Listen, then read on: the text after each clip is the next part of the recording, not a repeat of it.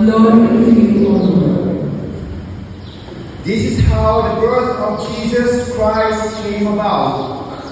When his mother Mary was betrothed to Joseph, but before they lived together, she was found with child through the Holy Spirit. Joseph, her husband, since he was a righteous man, yet unwilling to expose her to shame, decided to divorce her quietly. Such was his intention when, behold, the angel of the Lord appeared to him in a dream and said, Joseph, son of David, do not be afraid to take Mary, your wife, into your home, for it is through the Holy Spirit that this child has been conceived in her. She will bear a son, and you are to name him Jesus, because he will save his people from their sins. All this took place to fulfill what the Lord had said through the prophet. Behold, the virgin shall be with a child, and bear a son, and they shall name him Emmanuel, which means God is with us. When Joseph awoke, he did as the angel of the Lord had commanded him, and took his wife into his home. He had no relations with her until she bore a son, and he named him Jesus. The Gospel of the Lord. Praise to you, O Lord Jesus Christ. Yesterday, we have heard the lineage, the genealogy, the family of Jesus. Our Messiah, our Lord Jesus Christ, the prophecy, the Messiah is coming from the line of David. The Queen of Sula, he will be coming from the line of David.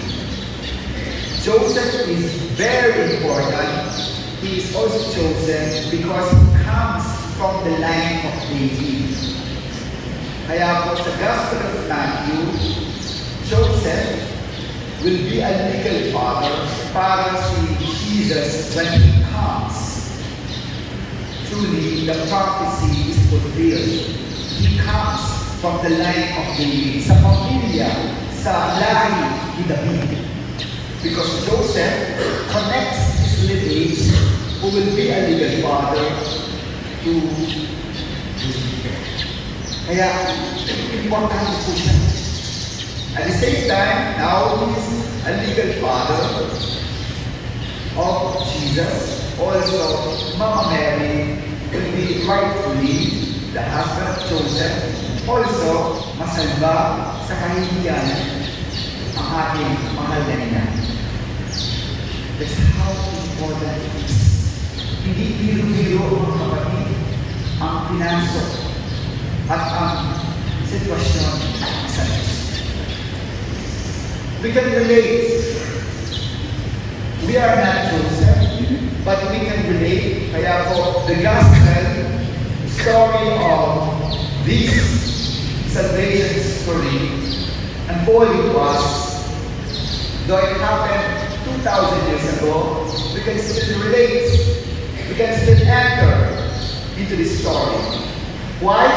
Because we ourselves are also facing everyday difficult situations, difficult conditions in life. And in these difficult situations, we are also challenged to make choices, to make decisions. May the experience of Saint Joseph give us inspiration not to give up. 3 dynamics on the initiation of the Lord Saint Joseph will help us and will be good news to us.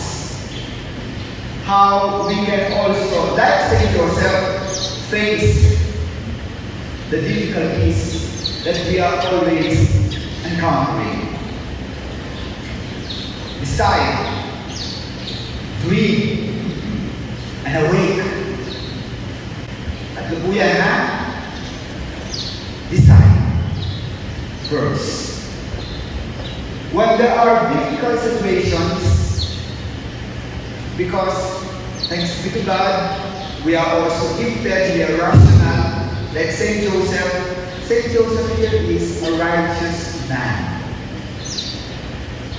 We are capable of making decisions. And like Saint Joseph, if you are a righteous man, ang mga decisions mo may basihan.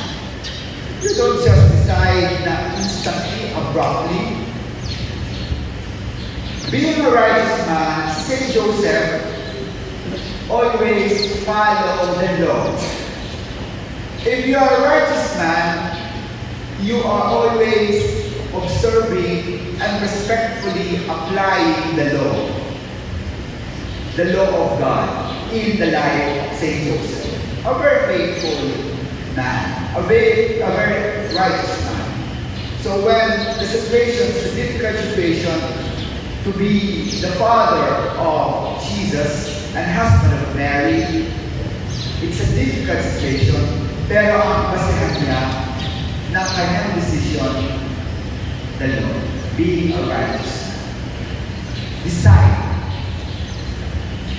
In a situation that we are facing, difficult it is, facing brothers and sisters, do not run away from any difficult situations or delay. Like Saint Joseph, decide, face. And also, don't make hasty decision, rush decision. Agad-agad, mag-decide. No. Make a decision, but it must be a sincere and honest decision. Decide. And the next level is dream. In the gospel, hindi natin alam kung nagtulong si Saint Joseph dito. So we have an image of Saint Joseph. It is not clear in the gospel. But the angel appeared to him in a dream. Dream is a complete encounter of God's revelation. A complete encounter of me communing with God. Dream. Hindi ito yung normal na daydreaming, no? Na nasa cloud nine ka, lalo kapag gusto mong mag-romanticize, no? Pangarapin na tayo mo ang boyfriend mo, ang girlfriend mo, daydream ka. Kaya nag-daydream ka na sana manalo tayo sa loko. Daydreaming mo, cloud nine. Daydreaming is not the language here in the gospel. Dream is in your decision, put God and ask God to reveal His manifestation to you. In short, pray and be disposed to God's will. Look at Saint Joseph. Yes, he knows the law, being a righteous man, pero in the end, he humbles himself in a dream. And in a dream, be it a prayer moment, an encounter with God, seek the plan, the will of God. Kapag kayo ay may pinagdadaanan, the best decision, the best place is to pray and to be silent before the Lord. Ask God, Lord, what is your plan? What is your will for me? Kasi po, madalas, when we make decisions and then we don't we always make hasty conclusion, rush judgment, rush action. We don't include God in our life. Look at Saint Joseph. And what is the message of the angel Gabriel to him? Do not be afraid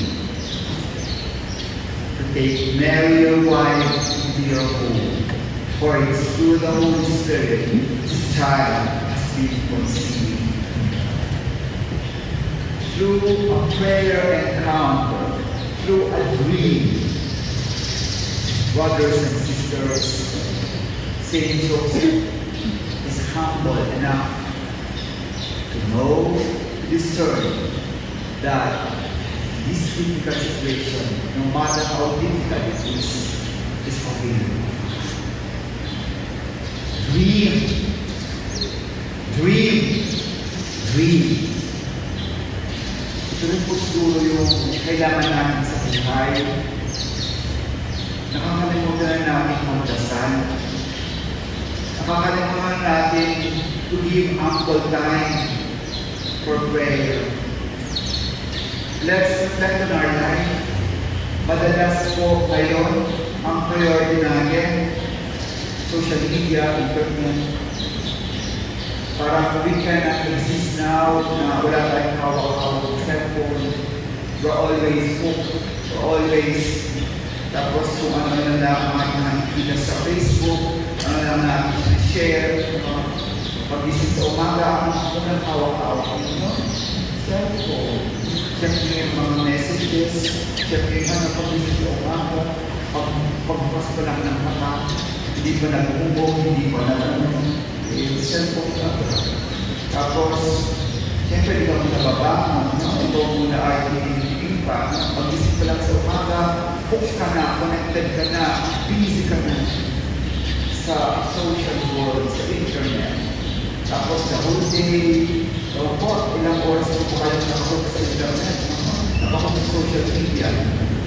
And then, bago kayo matulog, sa pili, ang last resort ninyo, gawin ninyo, i-report sa inyong social media, Facebook, Twitter, Instagram, TikTok, tanong ko sa inyo, na hindi hawak-hawak ang cellphone. Kahit kung papasok kayo sa siya, maliligo kayo, kapag naliligo kayo, sa halip na moment nyo, cellphone pa rin kayo, nababasahan yung cellphone nyo, cellphone pa rin kayo. Dapat i-pinage ang sarili, alagaan nyo ang sarili. Kaya sa kaka-cellphone na habang naliligo kayo, mag-shower kayo, ayun nahulog ang cellphone ninyo. Nadulas, nakaproblema pa tayo. Kasi, we have missed a very vital, important moment in our lives. Ang manahimik, moment to moment, magdasal at usapin sila. You don't need to always go to church, the chapel.